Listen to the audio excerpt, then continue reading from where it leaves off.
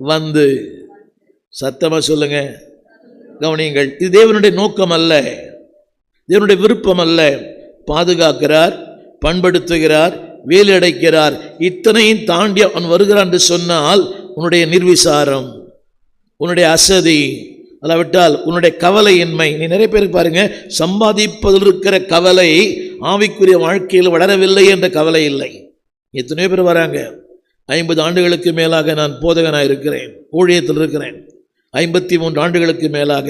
நான் கண்ட உண்மை என்றால் வாழ்க்கை குறித்த கவலை இருக்கிறது, ஆனால் ஆன்மீகத்தை குறித்த கவலை இல்லை. இன்னும் வளரலையே, இன்னும் தேவனோடு கிட்டி சேரலையே, இன்னும் அவரை போல மாறலையே.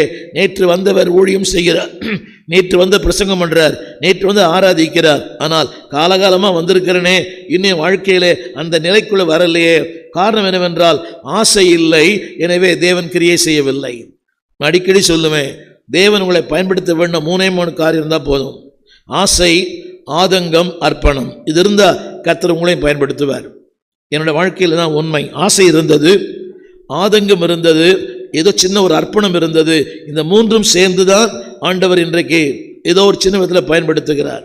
ஒரு மாதத்தில் நம்முடைய ஊடகத்தை ஏறக்குறைய 1,00,000 பேர் பார்க்குறாங்க. 28 நாட்களில் 1,00,000 பேர் நம்முடைய செய்திகளை இந்த ஊடகத்தில் பார்க்கிறார்கள், யூடியூப்ல பார்க்குறாங்க. நான் சொல்ல வந்த கருத்து என்னவென்றால், நல்லா கவனிக்கணும். அவர் நிலம், அவர் விதை, அவர் விதைக்கிறவர் அவர்தான். அந்த பாரமே இல்லை. பார்த்தீங்களா, நிறைய பேருக்கு சாப்பிடணும், தூங்கணும், நல்லா ட்ரெஸ் பண்ணணும், நல்லா சம்பாதிக்கணும். சம்பாதிங்க. எல்லாம் சம்பாதிச்ச பிறகு அது உங்களுக்கு பயன்படலைன்னா அந்த படிக்கிறேன், கேளுங்க. அந்த வசனத்தை படிக்கிறேன். அந்த வசனத்தை